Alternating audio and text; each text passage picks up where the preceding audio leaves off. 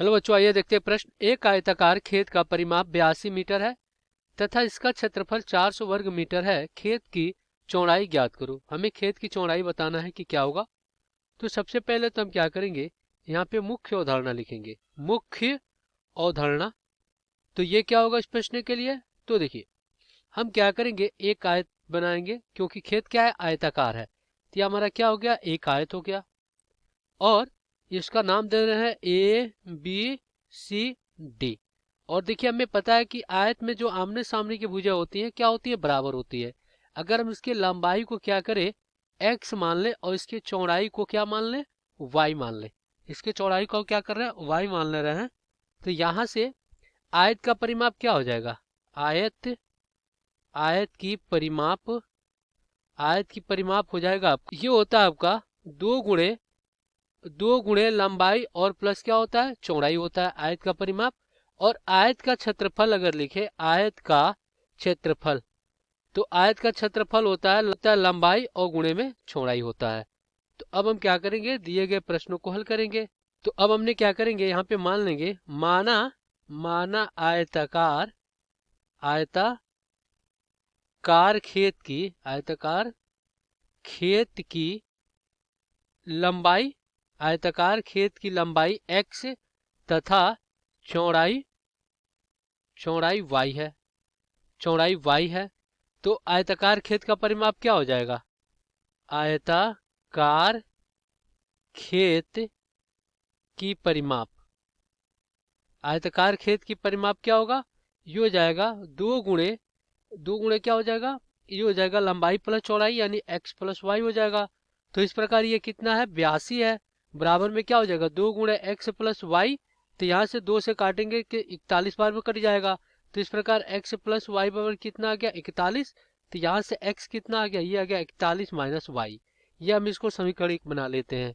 अब हम क्या करेंगे, आयताकार खेत का क्षेत्रफल निकालेंगे। तो यहाँ पे लिखेंगे आयताकार आयताकार खेत की क्षेत्रफल।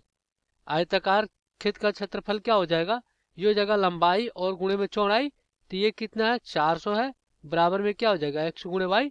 तो देखिए, x हमने निकाला था समीकरण एक से, क्या आया था, ये आया था 41 माइनस वाई। तो क्या हो जाएगा, ये हो जाएगा 41 माइनस वाई, और गुणे में क्या हो जाएगा, y, और बराबर में कितना, ये 400 हो जाएगा। अब गुणा करा लेते हैं। तो ये कितना हो जाएगा, 41y माइनस वाई का वर्ग बराबर में 400। तो इस प्रकार क्या हो जाएगा, ये हो जाएगा y का वर्ग माइनस 41y, और माइनस कितना हो जाएगा, प्लस प्लस आपका हो जाएगा 400, और बराबर में शून्य। ये प्लस 400 होगा। अब ये देखिए एक द्विघात समीकरण के रूप में हो गया। अब हम इसका क्या करेंगे, गुणनखंड कर लेंगे। अब इसका गुणनखंड करने के लिए प्रथम पद का गुणा आखिरी पद से करेंगे।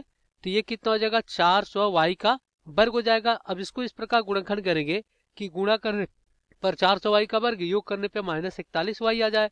अगर हम यहाँ पे माइनस 25 वाई और गुणे में क्या करते हैं, माइनस 16 वाई, इसका गुणा करते हैं तो कितना आ जाएगा, ये आ जाएगा माइनस में गुणा होकर प्लस, ये 400 वाई का वर्ग आ जाएगा।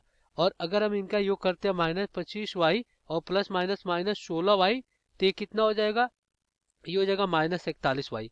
चलिए यहाँ पे लिखेंगे वाई का वर्ग, और माइनस कितना 25 वाई, और माइनस 16 वाई, और प्लस में कितना 400, और बराबर में शून्य। तो यहाँ से y अगर उभयनिष्ठ लेते हैं तो y माइनस कितना बचेगा 25, और माइनस 16 उभयनिष्ठ लेंगे तो y माइनस कितना हो जाएगा 25 हो जाएगा, और बराबर में शून्य हो जाएगा। तो इस प्रकार क्या हो जाएगा, y माइनस कितना 25 बाहर लेंगे तो क्या हो जाएगा, ये हो जाएगा y, और इधर अपना y माइनस 16 हो जाएगा।